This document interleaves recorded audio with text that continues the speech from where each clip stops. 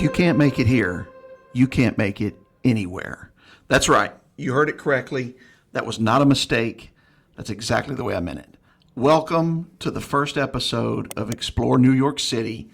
I've been wanting to do this for a really long time, and I'm excited you're here. This channel is going to be for people just like me, ones who love New York City, ones who want to go visit New York City, and perhaps maybe even move to New York City. I did that for 3 years, and I'm going to explain everything on this channel. It's not easy. It's one of the hardest things I've ever done, but it was also one of the most rewarding things I've ever done. And I even had my 16-year-old daughter go with me. So I'm going to be exploring things like, is New York City safe?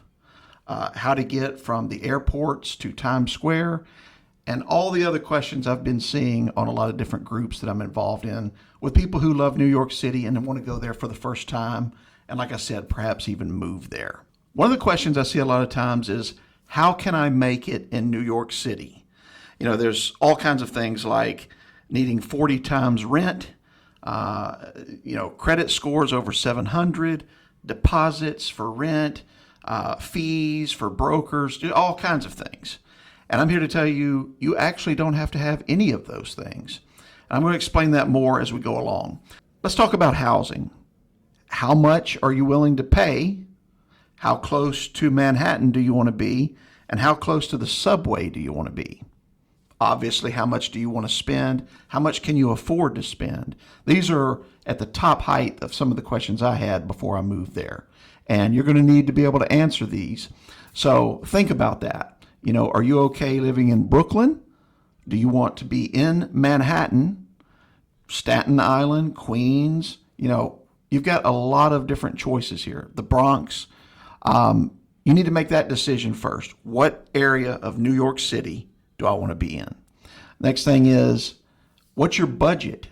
You know, what are your budget requirements? As I mentioned before, 40 times rent, security deposits, credit scores. If you go through the normal routes of securing housing, these are all going to be factors. I didn't have 40x rent. I didn't have a credit score anywhere near 700. And I didn't have cash to pay deposits and broker fees and things like that. And I've actually got an ebook that will tell you what I did. If that's something you're interested in, I'll put that in the description. The third thing you're going to want to think about is privacy. You know, are you willing to live with roommates? It may take that to split up the rent and be able to afford it. But you also may be sharing a bathroom. You could even be sharing a bathroom with strangers if you rent a room, which is pretty popular in New York City, and share the rest of the space. You know, this would involve sharing the bathroom, sharing the kitchen. And this may sound bizarre to someone who's never been to New York City, but I can assure you it's commonplace and you see it a lot. But ultimately, you're going to have to decide, what are you willing to deal with when it comes to privacy? Luckily for us, when it all was said and done, we ended up at a 3-story house in Brooklyn. And there was some privacy issues even there. And I'll get into more of that later. But work on the geography, figure out what your budget is, and then decide what level of privacy are you comfortable with. The next thing you're going to want to really consider is, how are you going to make money in New York City? Do you already have a job where you're transferring to New York City? I mean, that's easy. That's an ideal dream world situation. But that's not the way most people end up in New York City. You know, New York City is for the dreamers, the people who have ideas, the people who want something done. I read in the book, Humans of New York, that, there's a little section in there, and one guy, it's an older gentleman, older than me, says, don't come here unless you have something to do. It's a washout situation. You know, a lot of people don't make it there, and there's good reason for that. But the ones who really want to be there will make it happen. And that's why I'm kind of going over this guide with you, to show you things that I did to make it work in New York City. So think about that. Do you already have a job? It's okay if you don't. You're going to get one. Or perhaps, like many New Yorkers, you're going to be a side hustle situation, or gig worker, as they call it. This is where you're working, side jobs like things off of Upwork, things on Fiverr, or any number of different things that are available to you in New York City. And the best way to do that is just to start talking to other people who have done it. I myself did some work on Upwork, and it took a lot of work to get to the good jobs. But in the end, I was able to secure long-term work, still under the gig career, through Upwork that paid me over $100,000 over the course of 2 years. So you can make money there. And I go into some detail in an ebook that I have about how to do that, about what I did on Upwork. And so just know that it's possible, but you'll have to work hard to find those type jobs, to filter out the things that don't pay you as much.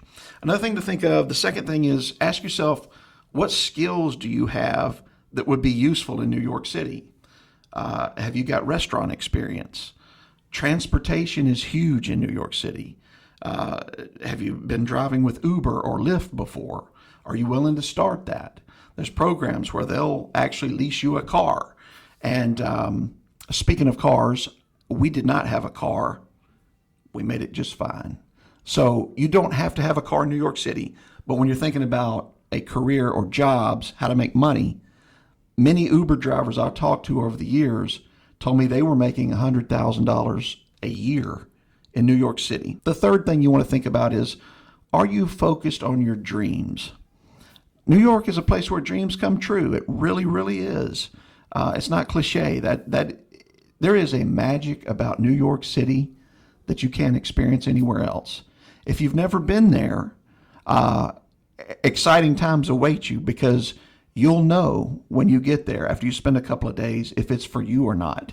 And it's very difficult to describe, but when you're around somebody else who gets it and loves it, and you get that feeling that these are people who had dreams, they wanted them to come true, and they were willing to do whatever it took to make it happen. And that's really what it takes. Ultimately, that's what it takes to make it in New York City.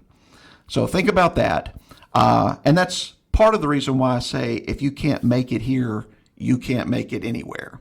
A good friend of mine, actually started off as an acquaintance, and we became friends very quickly, is the one who told me that. Now, third, let's talk about transportation. How are you going to get around in New York City? This is the ultimate city for planes, trains, and automobiles.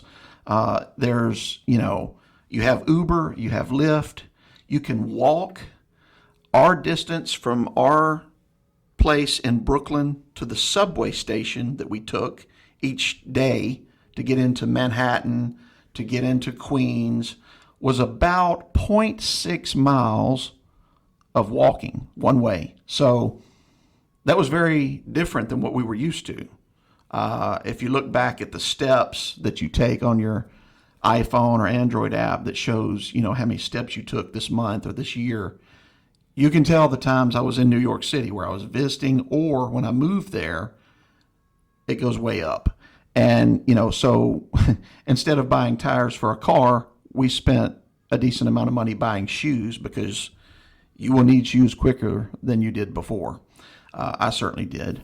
So, another thing is the safety part of it. Are you comfortable taking public transportation? That's what we did. You can buy a Metro card.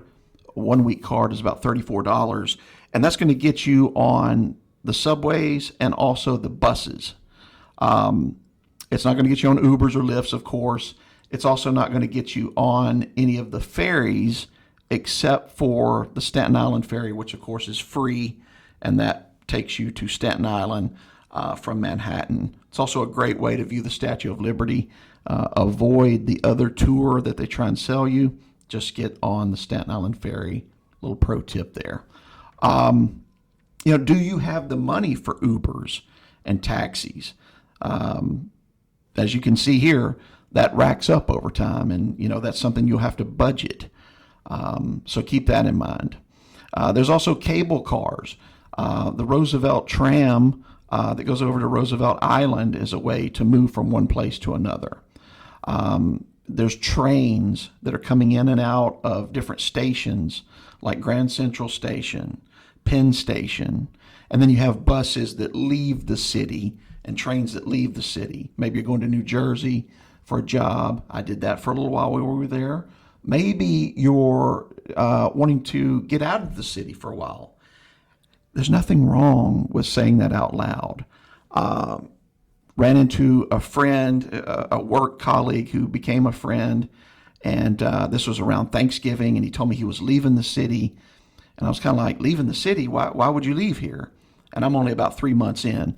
And he's like, he kind of looked at me and he's like, at some point, you have to leave the city to appreciate it. And he was right about that. We found that to be true, and we took frequent trips, mostly back to our hometown to visit friends and family, but that is a consideration. So after you've been there for 3 or 4 months, you'll want to take a break. And what happens is, as soon as you do that, you're immediately have this feeling of, I miss the city. But you have to leave the city to have that feeling. If you've ever lived in New York, you know what I'm talking about. If you can't make it in New York City, you can't make it anywhere. One of the most pivotal moments in my decision to move to New York City was when me and my daughter were visiting there in March of 2017. During this trip, I woke up one morning and the rental car that we took, because we had some other girls with us, it was a BTS concert they wanted to see, we kind of took the road trip. One morning I woke up and that car was gone. The rental car was gone. The next day I woke up and my wallet that had everything I needed in it to get us around and pay for things was also gone. I had left it in the Uber. It's a very interesting story, and if you want to see all those details, you can check out that video here on my scrapbook page. It was a moment where you realize the city's testing me to see how bad do I want it. And we had not moved there yet. So there was a tendency to be like, wow, it's hard here. It is hard in New York City, and it's worth it.